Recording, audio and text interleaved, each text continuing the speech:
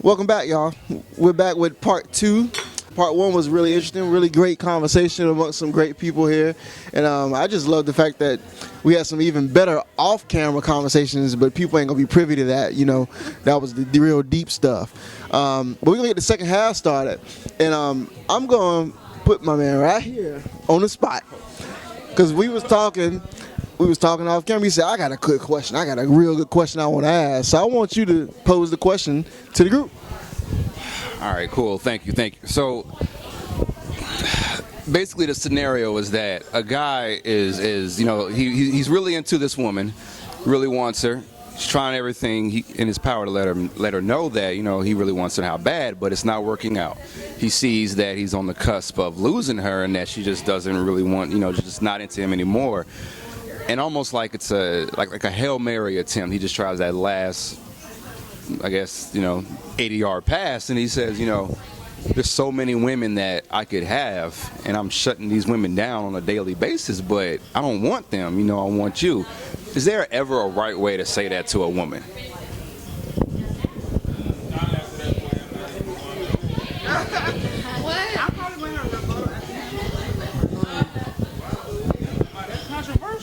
At times.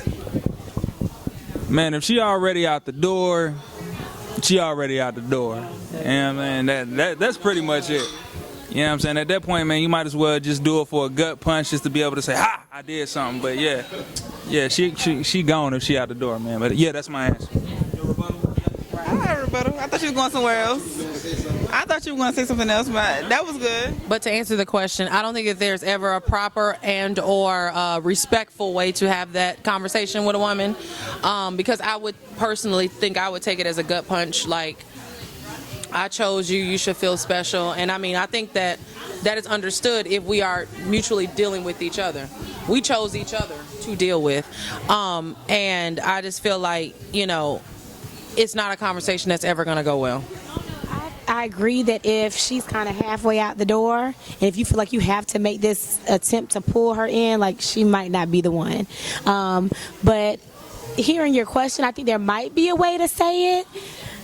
I'm not sure how you would deliver it, but I think you probably could say, like, look, like, I think you're the one for me. We have these things in common. I really want to make this work, and not make it about the other people that you're leaving behind, but make it about, like, this is what I feel like we can do together, what we can accomplish together, and why you feel like she's the one for you, and not really including, like, what you're leaving behind for her. Cameraman, you want to answer? No, I'm just messing with you. So no, I think that was a great answer, right? So I think we got something accomplished on that one. You probably don't want to tell her you that deal and she not. No, but it was definitely a great dialogue on that one. Absolutely. I'm gonna go into something that I think is near and dear. I've got a chapter in my book called "I Can't Let Go," and I'm gonna tell you, I think this is one of the things that's plaguing dating, it's plaguing relationships, it's even plaguing marriages right now. Is this idea that we can't let go of the past or the people that hurt us, right? And then we go into more dating situations and it just screws everything up. So my question is this: why do we find it so hard to let go of bad situations, exes, or relationships? Why is that so hard to do? Why don't we do it? Oh, she said, let's go ahead and talk. I think it's so hard to let go because, like with most adults, we try to learn from our bad experiences. So with those, even though we've moved on, it creates a guard. So it builds a guard. So it's like every person that hurts you, that's building another brick on a wall. So it's kind of like, I don't want this to happen to me again. So as soon as I see something, the next guy doing something similar, it's like, oh, I don't want to go through this again. Either you're going to, like, I guess, nag about it or leave.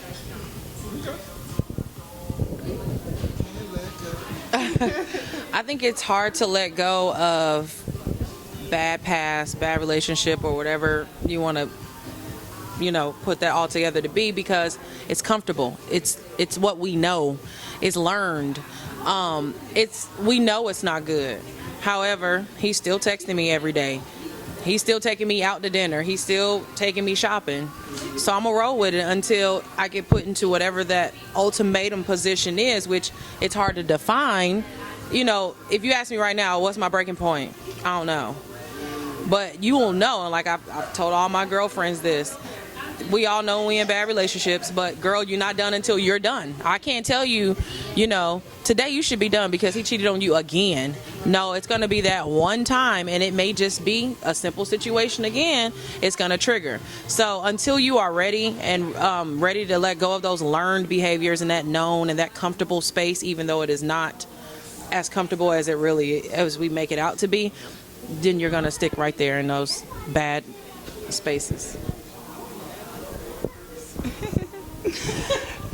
I was gonna say, because me and one of my friends, we have if we have a situation, if it's a bad situation with a guy, like what we do is we don't tell the other person, hey, you need to leave him. It's just like, hey, you can come to me, you can vent about it, but I'm not going to encourage this behavior because at some point I know you're going to be done. Maybe because it's me and her and how we know each other. Like once we're done, we're done. And we know we're very smart people. We know it's a bad situation, but you can't. If we try to leave, it's not going to work because you're going to keep going back. You're going to keep going back because you're not done. So it's like you can come to me, you can vent about it. We're going to give each other our opinions, but I'm gonna let you go through what you need to go through because it's something you're gonna learn from. I don't know, so I'm just gonna give my best suggestion of what I think. It kind of piggybacks on what she's saying as far as people like knowing. They like feeling like they know what's going on, a sense of control. So when it's a situation that they can pull from and say, oh, aha, I've experienced this before, I know what you're doing, the fact of being able to attach it to something versus saying, I really don't know, and kind of being in that limbo and driving themselves crazy, men or women. I think the fact of I've gone through this, so because it looks similar, this is what it has to be. These are these warning signs.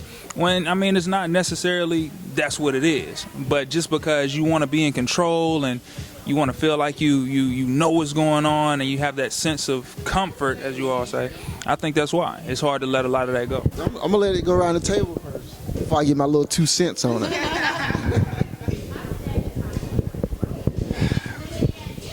To be honest with you, I don't know if I have an answer for this because I would say my last relationship, I want to say it was about 4 years. It was about 4 years. And this person she used to be married.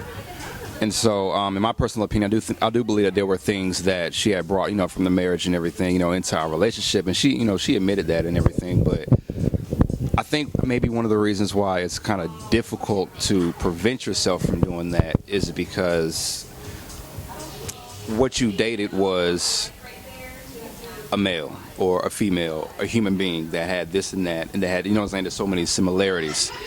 What you're dating now is someone that probably has at least 85% of the same things. And so as soon as you see one thing that just kind of resembles anything from the past, it automatically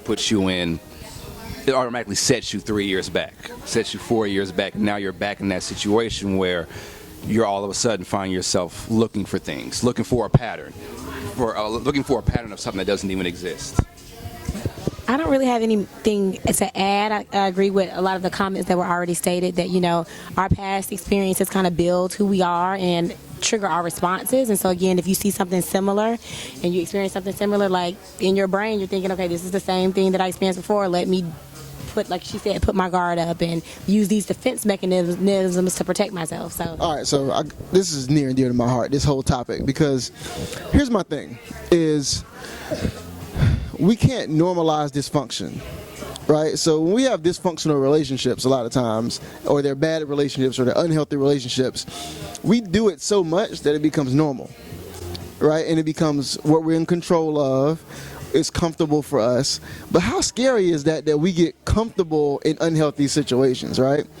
And then we say we can't let them go. So the whole chapter is called I Can't Let Go, but it's really not that I can't let go, it's that I won't let go. Right? And I think this is what we do. We say we want to let something go, but then we participate in the same behaviors that are normal to us. That makes no sense whatsoever, right? If I want to lose weight, but I continue to eat the same way and work out the same way, I'm not going to lose the weight. So we think, oh, well, here's our normal excuse. Well, we were friends for so long, I don't want to lose someone that's close to me. Why can't we be friends? Because you can't be friends, right? And try to do the same thing. Why can't we text every day and talk to each other? Why can't we talk every day like we used to? Why can't we still have sex together? Why can't we go on dates together if we're breaking up? No, there has to be a season of healing, right? And the reason we can't let go is because we don't go through a season of healing. And so here's why we don't go through the season of healing, though. It's because we blame everybody for everything. We blame them for what they did, but we never take accountability for what we participated in, right? And so it's easy to blame the other person over and over and over. Well, he did this, and she did that, and he was this way. But if you never take any accountability, then nothing ever is going to change, right? Because what you'll do is you'll get with someone that was the same way, again, because you didn't say, what did I do to condone this behavior? You know what I mean? And so that's why we can't let go, because of that. So we don't self-reflect and we don't change our behavior patterns, right? So I think that's a real big thing we got to look at when we say we can't let go in relationships. It's really it's hurting a lot of people in the dating scene because they bring all this baggage with them to the next person, and then they expect the next person to just understand. Well, you just be understanding. Well, they were my ex before you, so if I talk to them every day, then that's okay. Do what? What we doing? You see what I mean? But you see people really say this. Well, they were my friend before. No. So what? So here's the next question. If you aren't truly over your ex, should you be dating? I'll answer the second part first. In my opinion, how you truly know you're over your ex is when you can see that ex and there's nothing. Like, you're just another random person I pass on a day-to-day basis. You know, I could see you out with another guy. It doesn't bother me in the least. I'm not angry. I'm not upset. I don't have these emotional feelings of missing you and wanting, you know what I'm saying? It's just, hey, how you doing? What's good? Da-da-da-da. Keep it moving. Don't even think about you. I'm going to say, yeah, you should be dating, because sometimes you need something to take your mind off of that. Now, what I do think you shouldn't be, I don't think you should be committed to different things. You know what I'm saying? Like, if you're trying to pursue somebody and you're committed to this relationship, trying to build something with this person before you've ended the chapter with someone else, emotionally, whatever, that's dangerous, you know? Yeah, that's dangerous. But dating-wise, if I want to just go out, hang out, dinner, movie, meet people, that stuff, yeah, I think there's nothing wrong with dating people. Lord.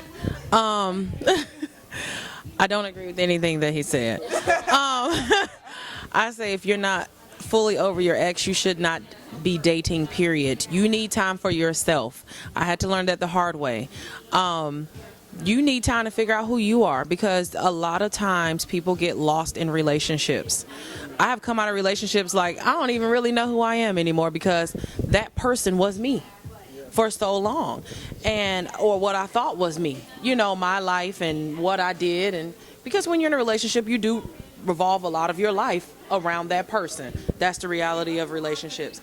However, I think that you got to take some time and become who you are without that person or without somebody, so that you know what, I don't need Jack no more. I don't need Jack to text every day to tell me the good morning, and my day has to start when he tells me good morning. You know, I don't need Jack to fix me breakfast. I've learned to make eggs myself. You know what I'm saying? So it's like little stuff that I think people skip, trying to get on the rebound and try to date somebody to get over somebody. That ends to hurt people. And my thing is, like he said, maybe you're just dating to get drinks and stuff. I'll be the first one to tell you, most of the relationships I got into were organic. They weren't on dates. It was, I knew somebody, I met somebody, I got to know them, and then we dated. So if I'm dating you for drinks, I may end up really, really liking you and dating you, and now I done played over you because I'm not over Jack. Since we're keeping it 100, once I did that before. I stopped dating someone. We weren't even in a serious relationship, but it just got kind of serious too fast. And so it was kind of like a situation where he was great, but when his skeletons came out the closet, it was like way too much. So then next thing you know, it was like a month later, I met somebody else, and we couldn't even flourish because I was looking for him to do all the things that the last guy was doing. Like, he was very good at, calling if he had to cancel for a date, or setting the next date when we ended one day, or just letting me know that he really wanted to be around me. And then this next guy, he wasn't like that. He was more laid back, more chill. So it was kind of like I'm nagging him like, I want you to pay attention to me, but he's not even that type of dude. It was because I wasn't over the last dude. I didn't take time for myself.